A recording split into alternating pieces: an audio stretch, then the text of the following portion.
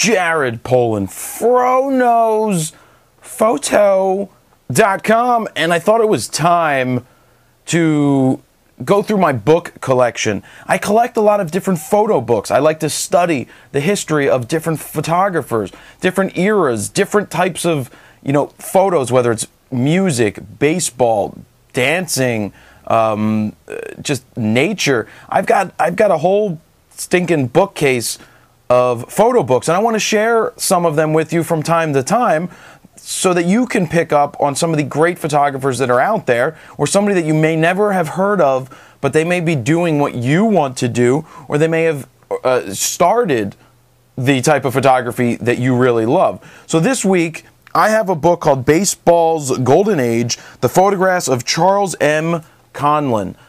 Amazing stuff. 1904 to 1942 was when he photographed baseball.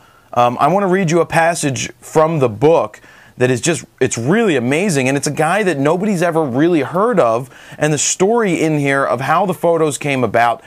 Glass plates. I mean, he shot glass plates, which means he was shooting 4x5, and there's more information on that in other places, but he was shooting glass plates, sporting events. He had access. He went and he photographed this stuff. He loved this stuff. His passion, at least from this book, I mean, you can tell his passion was baseball photography. He was there from the end of the World Series, or when the World Series ended, to spring the next year, going all over again, photographing everybody from the players, the coaches, the umpires, the fans, celebrities, little kids, just everything. He photographed it all. So let me read you this quick passage.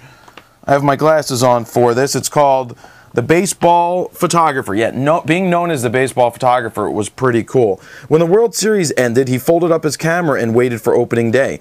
He had photographed everyone at the ballpark: players, managers, coaches, umpires, owners, visiting celebrities, wives, and children. Scores of fragile glass negatives, all meticulously identified in his neat hand, had been printed by the photographer in his home darkroom in preparation for publication in the Spalding Baseball Guide. In the Spalding Baseball Guide, the official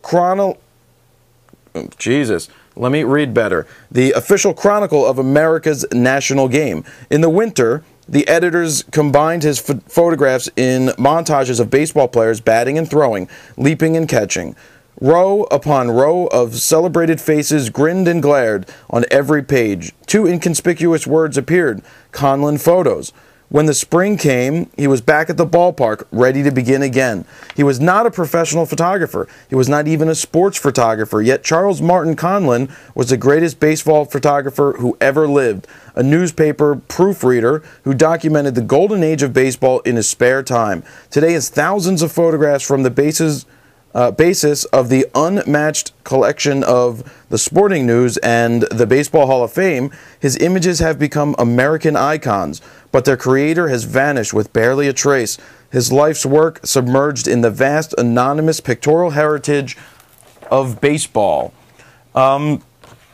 Pretty amazing stuff, and I can't wait. I've read through this, and I can't wait to look again and just revisit these images. That is what's great about these photo books. Regardless of what you like to photograph, knowing the history and seeing what people did before us, seeing their passion and how they made it happen and the photographs that they created helps me continue. Because when I feel like I'm in a rut and I need some inspiration, I turn to these books.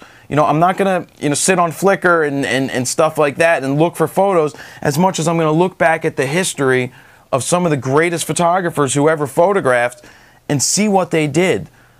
Because I get major inspiration from that, and it really gets the ideas flowing in my head. So when I picked up this book today off the shelf, I figured I would share it with you, and if you guys would like it, they have it up on Amazon. Actually, it's up for pre-order, which means it must have been popular enough that they're bringing it back after it must have sold out in one of its other editions. So I'm going to leave it at that. Great stuff in these books.